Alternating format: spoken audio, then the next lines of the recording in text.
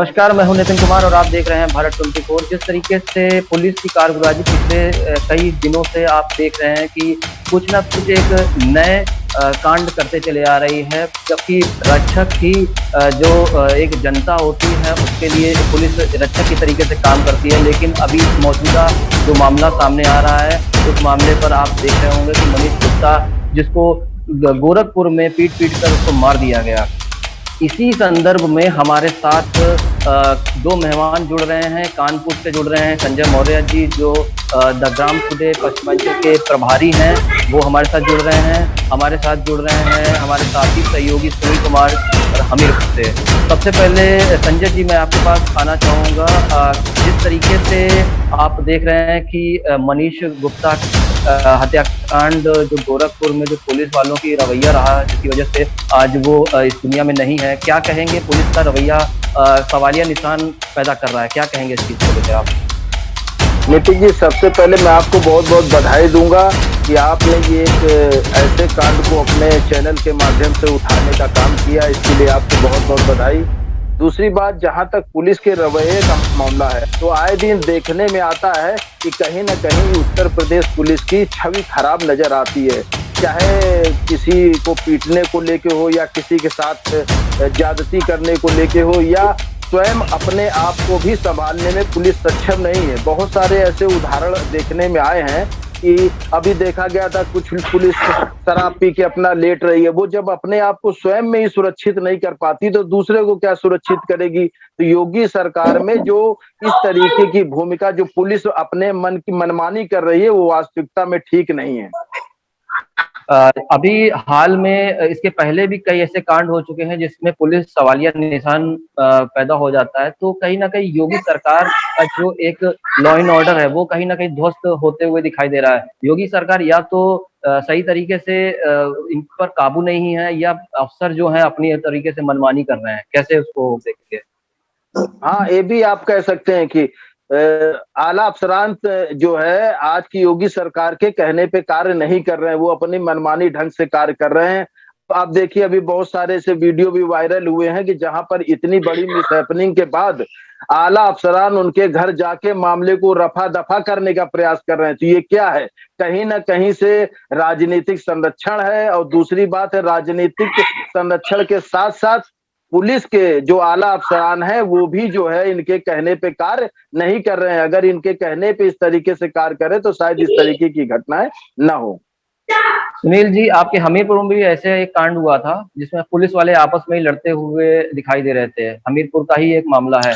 तो ये मामला वो हम क्या जब स्कॉट में लगे हुए थे और दोनों वो व्यक्ति दारू को लेके लड़ाई हो गई थी, दोनों में शराब पिए हुए थे और किसी छोटी सी चीज को लेके आपस में दोनों भिड़ गए। तो इस तरीके के पुलिस महकमों में भरमार है लोगों की इस समय, और जिस पर प्रशासन बिल्कुल। जी जी सुनील जी, जो मेन मुद्दा हमारा है वो मनीष गुप्ता हत्याकांड को लेकर है, उसी पर ही हम आज चर्चा कर रहे हैं। लेकिन पुलिस की जो कालगुजारी पिछले कई अरसों से, की वजह से उत्तर प्रदेश पुलिस एक ठप्पा लगता जा रहा है कि ये अपने में ही एक राजा की तरीके से भूमिका निभाती चली आ रही है। जज भी वही है, वकील भी वही है, वो हर चीज वही कर देती है। अभी हाल का जो मुद्दा रहा है मनीष जी का, इस पर आप क्या कहेंगे? हाँ, इसके पहले उत्तर पुलिस के कारनामे किसी से कारगुजारी छुपे नहीं है। अभी हाथरस में जो कांड हुआ उसमें भी पुलिस की भूमिका बहुत संदिग्ध रही। इसके पहले अभी यूपी में भी, लखनऊ में एक महिला रात में एनकाउंटर करके एक व्यक्ति को मार दिया जाता है। फिर उसके बाद ये कांड, इस कांड में तो ये हुआ कि जो वहां के क्षेत्र इंस्पेक्टर है उनके ऊपर इस तरीके के 1 साल पहले कई आरोप लग चुके हैं। 3 आरोप उनके ऊपर लग चुके हैं, लेकिन प्रशासन इन पर हिला हवाली कहीं थे। उनके पास सवालिया निशान 3 बार है, 3 तरीके की घटनाएं कर चुके हैं, जो कि पेपर में भी, आज के पेपर में और न्यूज चैनलों पे भी आ रहा। लेकिन प्रशासन का कहीं ना कहीं उनके ऊपर संरक्षण रहा। इसी मनोबल के बढ़ते हुए इस तरीके के जो अधिकारी हैं, वो अपने बाहुबल को आम जनमानस पे किस तरीके प्रयोग करते, उसका ये जीता जागता उदाहरण है। और पुलिस विभाग में सबसे बड़ी है कि इस तरीके के जो अधिकारी हैं या पुलिसकर्मी, उन पर कोई पुलिस प्रशासन का अंकुश नहीं है। और जब तक अंकुश नहीं है, निरंकुश है। आज इसकी पहल ये हुई कि मुख्यमंत्री ने अभी एडेंडम मीटिंग बुलाई और मीटिंग में हुआ कि इस तरीके के आरोप जितने भी पुलिस कर्मियों पे लगे हैं या वांछित है, उनको तत्काल जबरन रिटायरमेंट का काम उत्तर प्रदेश पुलिस करने जा रही है। अब जब देखा कि चुनाव नजदीक आ रहे हैं, सब कुछ इस तरीके का प्रदेश में हाहाकार मचा हुआ है, तब आज इनकी नींद जागी हुई है। जी संजय जी, इस चीज के लिए हम आपके पास आएंगे कि नए डीजीपी जब से बने हुए आए हैं नए, तो उन्होंने भी कुछ एक नए एक्शन तो उनके में दिखाई दे नहीं रहा है, क्योंकि जिस तरीके की पुलिस के और अधिकारी जैसे आप अमिताभ यश को ले लिया जाए या अन्य अधिकारी हैं, वो कहीं ना कहीं एक नए जैसे 112 पर इनको डाल दिया जाता है। ऐसे बड़े अधिकारियों को बड़ी जिम्मेदारी क्यों नहीं दी जाती है, जिससे अपराधी तो देखिए, अपराधी तो कहीं ना कहीं ये इनकाउंटर में मार दिए जाते हैं, लेकिन जो वर्दी में इस तरीके के जो लोग बैठे हुए हैं, जो इस तरीके के संगठित अपराध कर रहे हैं, उसको लेकर सरकार या कुछ बड़े अधिकारी इस पर पहल क्यों नहीं करती है? जी संजय जी। देखिए नितिन जी, ये आप भी इस चीज से अवगत हैं कि भारतीय राजनीति में जो है नेता सब अधिकारियों पे भारी है, चाहे वो किसी पार्टी की सरकार रही हो, चाहे कोई भी महकमा रहा हो। दूसरी बात यह है कि बहुत सारे योग्य अधिकारी हैं, उनको जो है सही समय पे प्रयोग नहीं किया जाता है।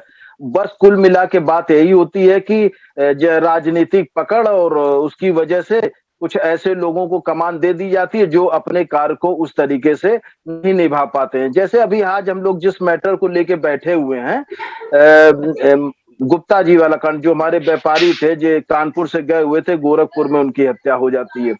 अब ये बात एक भी सोचनीय विषय है कि मैं आपके चैनल के माध्यम से बात कहना चाहता हूं कि आखिरकार जब वो व्यापारी रात में सो रहा था, सोने के बाद पुलिस का उस होटल में क्यों जाना हुआ, पहला प्रश्न। दूसरी बात ये होती है कि होटल वालों ने 12-1 बजे के आसपास कैसे उनको इजाजत दे दी कि आप जो है मेरे कमरे में चले जाइए। तो ये सब लॉ एंड ऑर्डर होते हैं जो कि उच्च अधिकारियों से आदेश लेने के बाद ही इस तरीके के काम किए जाते हैं। अगर उच्च अधिकारियों का आदेश नहीं है तो होटल वाले को भी किसी भी कीमत पे इनको इस तरीके की नहीं देना चाहिए था, इजाजत नहीं देना चाहिए था। तो यहाँ से कहीं ना कहीं हमें लगता है होटल वालों की भी स्थितियां संदिग्ध हैं। और आजकल तो वो समय की हर घर में कैमरे वगैरह लगे हुए हैं, कोई भी कभी भी कोई चीज की जानकारी ली जा सकती है। और बाद इस खबर में भी सुनने में आ रहा है कि वो उस घटना के समय कैमरे बंद कर दिए। ये भी बात समझ से परे। तो इससे ये लगता है कि ये सोचनी मतलब सोच पहले से किसी काम को अंजाम देने की योजना बनाई गई थी, क्योंकि यहाँ से 2 लोग गए थे, एक ही व्यक्ति के साथ इस तरह का हादसा होना पुलिस पे सवालिया निशान लगाता है। सुनील जी आपके पास आएंगे। इसमें जिस तरीके से बड़े अधिकारियों पर भी एक प्रश्न उठ रहा है कि वो बीच में बिचौलिए के तरीके से काम कर रहे हैं और लीपापोती करने की भी बात कही जा रही है। कैसे देखते हैं इसमें, क्योंकि कई साक्ष्य भी मिटाने की बात कर रहे हैं जी। हाँ, तो उसमें यह भी आया, जो व्यक्ति उन 3 लोगों के व्यक्ति में साथ में रुका हुआ था, उसने बताया है कि जब रात में गेट खुलवाया गया उसका होटल का डोर, तो उसमें बताया कि हम 3 लोग थे कमरे में और ये कहा गया कि आईडी दीजिए, तो आईडी उन्होंने अपनी अपनी दिखा दी। तो उसने, जो ये कानपुर के व्यक्ति थे, इन्होंने अपनी आईडी का विरोध किया। तो विरोध करने में ये उसको लेके पुलिस में और इनके बीच में कहा सुनी हो गई। तो कुछ पुलिस कर्मियों ने पहले एक तमाचा मारा, तमाचा मारने वो जमीन पे गिर पड़े, और जमीन पे गिरना हुआ नहीं कि अचानक उनके ऊपर टूट पड़े। और टूट पड़ने में ये हो गया, जब वो बेहोश ऐसे हो गए तो तत्काल उनको एम्बुलेंस पे लेके और ले जाया गया, जहां पर अस्पताल में ले गए। जो वहां उन्होंने कहा कि मेरे जिस डॉक्टर के पास ले गए तो उसने बताया कि ये अब मेरे बस का नहीं है, इसको आप जिला अस्पताल, तो जिला अस्पताल को वो भी एम्बुलेंस बुला के और डाल दिया। और वहां से पुलिस नदारद हो गई, और जब वहां वैन पहुंची तब वहां तो डॉक्टरों ने देखा तो ये व्यक्ति मर गया। तब एकदम से प्रशासन के हाथ पैर फूले और उसके बाद घर वालों को सूचना दी। सूचना देने भी हुआ कि रात्रि में साक्ष्य मिटाए गए। रात्रि में तत्काल सूचना देने के बाद जो रिकॉर्डिंग थी उसको पूरा रूम साफ किया गया। उसमें फिर क्या हुआ, वहां के डीएम और एसएसपी इस मामले को लीपापोती में चालू हो गए, कहीं ना कहीं कंप्रोमाइज परिवार के साथ करने पे लग गया, जिसका सोशल वीडियो पे फैमिली के किसी मेंबर ने वो वीडियो बना लिया और जो सोशल मीडिया पे वायरल हो गया। उसमें सफा सफा कह रहे कि मुकदमे तो ऐसे पुलिस पे लगते रहते हैं, मुकदमों से कुछ नहीं होता, लेन देन का इस तरीके का उनका चलता रहा। तो किस तरीके पुलिस और प्रशासन अपनी नाकामियों को छुपाने के लिए किस तरीके लोगों पर दबाव बनाता है, इसका ये जीता जागता उदाहरण है। संजय जी, मैं आपसे ये जानना चाहूंगा कि पुलिस का ये जो रवैया है, ये कोई नया रवैया तो है नहीं। जिस तरीके की मतलब दबंगई पुलिस पिछले कई सालों से करती चली आ रही है, यहाँ तक कि आप भी देखते होंगे, आप तो फील्ड पे भी रहे होंगे, कि चेकिंग के नाम पर अवैध वसूली करना या फिर ओवरलोडेड गाड़ियों पे अवैध वसूली करना, ये इस तरीके के जो कांड है और एक किसी के घर में जाके जबरन उसकी उगाही करने का भी ये मामला कई बार सामने आ चुका है, तो ऐसे में कोई चीज़ छुपी नहीं है। तो ये जो रवैया है, इस पर आला अधिकारी ध्यान नहीं देते हैं या उनको सब कुछ पता होता है, उसके बावजूद भी ऐसे अधिकारी लीपापोती करके आगे बढ़ जाते हैं। कैसे इस चीज़ को रोका जा सकता है या कैसे इस पे काम किया जा सकता है? नितिन जी, देखिए, इसमें ऐसा है कि जब तक उच्च अधिकारी अपने कार्य का सही से निर्वहन नहीं करेंगे, तब तक इस तरीके की घटनाएं होती रहेंगी। होता क्या है कि उच्च अधिकारी नीचे के अधिकारियों को आदेशित कर देते हैं कि आज आपको 50 चालान करने हैं। अब वो लग गए उसमें काम में। अब अभी तो बहुत सारी कानपुर में भी घटनाएं, जिससे आप भी जानते होंगे कि जब जिस ऐसी गाड़ी का चालान किया जा रहा है, वो गाड़ी नंबर बाइक का होता, गाड़ी होती कार। अब आप इस तरीके की चीजें समझ लें। इसी तरीके की कुछ ऐसी घटनाएं जरी चौकी चौराहे पे हुई, जिसमें कि कम से कम करोड़ों रुपए के ऊपर चालान किया गया। बाद में हालांकि अधिकारियों ने उसको निरस्त किया। इसका मतलब ही कहीं ना कहीं जो उच्च अधिकारी बैठे हुए अपने कार्य का सही प्रकार से निर्वहन नहीं कर रहे हैं। अगर वो अपने कार्य का सही प्रकार से निर्वहन करें तो हमें नहीं लगता कि इस तरीके की कोई घटनाएं हो पाए। जी सुनील जी, लास्ट कमेंट आपसे लेना जरूर चाहेंगे। उत्तर प्रदेश पुलिस जिस तरीके का काम कर रही है, ये कैसे अंकुश लगेगा? नितिन जी, इस सरकार में नहीं, पिछली सरकारों में होता रहा है और कहीं ना कहीं पुलिस को राजनीतिक संरक्षण प्राप्त है। जब तक राजनीति में इन लोगों का संरक्षण प्राप्त मिलेगा, तब तक इस तरीके की घटनाएं होती। पहले राजनीतिक लोग जो हमारे यहाँ बैठे हुए सत्ताधारी लोग, जब तक वो आचरण को नहीं सरेंगे, तब तक पुलिस उत्तर प्रदेश की सही नहीं होनी है। ये 101% है। जी, तो ये था खास प्रोग्राम जो मनीष गुप्ता जो हत्याकांड पे है, जिसमें पुलिस की कामगुजारी को लेकर हम लोगों ने चर्चा करी।